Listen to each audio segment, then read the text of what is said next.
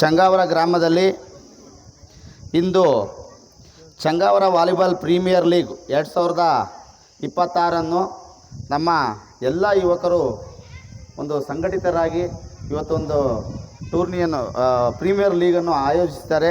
ಇದು 5ನೇ ಬಾರಿ ಅನಿಸುತ್ತೆ.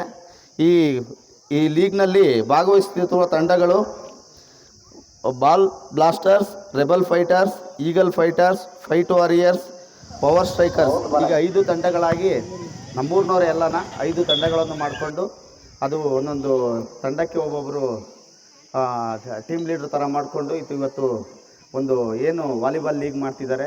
ತುಂಬ ಸಂತೋಷದ ವಿಚಾರ. ಹಾಗೆ ಎಲ್ಲ ಯುವಕರಿಗೆ ಒಳ್ಳೆಯದಾಗಲಿ. ಇವತ್ತು ಗ್ರಾಮೀಣ ಕ್ರೀಡೆಗಳು ನಶಿಸಿ ಹೋಗ್ತಾ ಇದ್ದಾವೆ. ಅಂಥ ಸಂದರ್ಭದಲ್ಲಿ ನಮ್ಮೂರಿನಲ್ಲಿ ಯಾವಾಗಲೂ ಪ್ರತಿ ವರ್ಷವೂ ನಮ್ಮ ಹುಡುಗರು ಯಾವುದಾದ್ರೂ ಒಂದು ರೂಪದಲ್ಲಿ ಒಂದು ಟೂರ್ನಿಮೆಂಟ್ ಮಾಡೇ ಮಾಡ್ತಾರೆ. ಅದನ್ನು ಇವತ್ತು ಹಳ್ಳಿಯ ಒಂದು ಪ್ರತಿಭೆಗಳನ್ನು ಪ್ರೋತ್ಸಾಹ ಮಾಡೋಂಥ ಕಾರ್ಯವೂ ಆಗ್ತಾಯಿದೆ.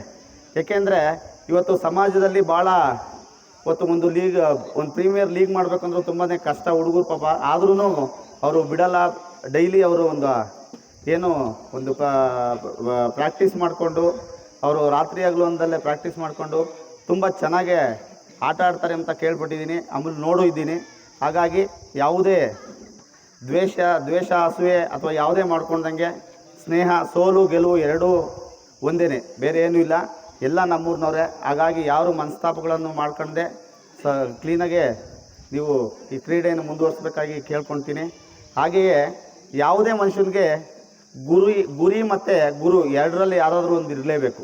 ಇವತ್ತು ಗುರಿ ಇದ್ದರೆ ಅಥವಾ ಗುರು ಇದ್ದರೆ ಇವತ್ತು ನಾವು ಒಂದು ಸಮಾಜದ ಮುಖ್ಯವಾಹಿನಿಗೆ ಬರುವಲ್ಲಿ ನಾವು ಯಶಸ್ವಿ ಆಗ್ತೀವಿ.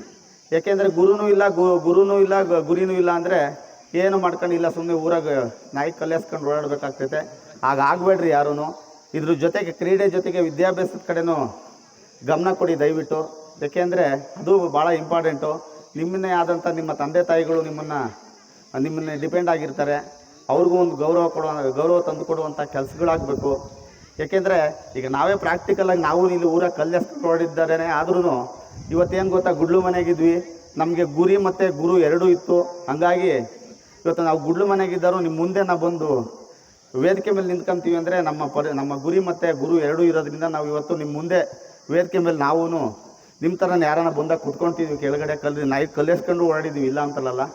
ಅಂಥದ್ರಲ್ಲಿ ಯಾವುದನ್ನ ಒಂದು ರಾಜಕೀಯ ಕ್ಷೇತ್ರ ಇರ್ಬೋದು, ಇಲ್ಲ ಒಳ್ಳೆಯ ಅಧಿಕಾರಿ ಆಗ್ಬೋದು, ಇಲ್ಲ ಒಳ್ಳೆಯ ಸ್ಪೋರ್ಟ್ಸ್ ಮ್ಯಾನ್ ಆಗ್ಬೋದು.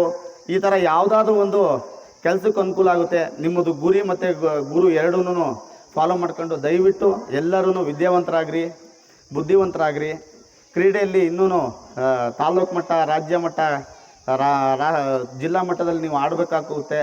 ನೀವು ಅಂಥ ಒಂದು ಶ್ರಮ ಹಾಕಿ ನೀವು ಮುಂದಕ್ಕೆ ಹೋಗ್ಬೇಕಾಗಿ ತಮ್ಮಲ್ಲಿ ಕೇಳ್ಕೊಳ್ತೀನಿ. ಇಷ್ಟು ಮಾತೇಳಿ ನನ್ನ ಮಾತು ಮುಗಿಸ್ತೀನಿ. ಜೈ ಹಿಂದ್, ಜೈ ಕರ್ನಾಟಕ.